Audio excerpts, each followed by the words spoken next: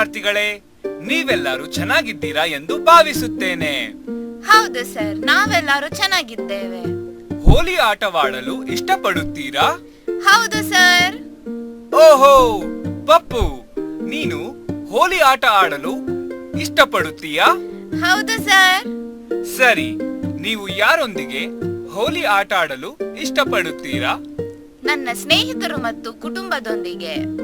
ಸರಿ ಪಪ್ಪು, ಹೋಲಿ ಆಡಲು ನಾವು ಯಾವ ವಸ್ತುವನ್ನು ಬಳಸುತ್ತೇವೆ?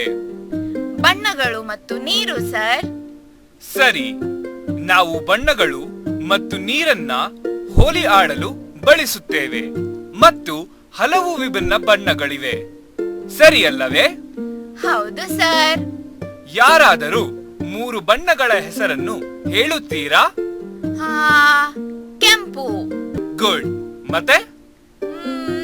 ಹಳದಿ. Very good. ಮತ್ತೆ? ಸರಿ ಸರಿ, ಪರವಾಗಿಲ್ಲ.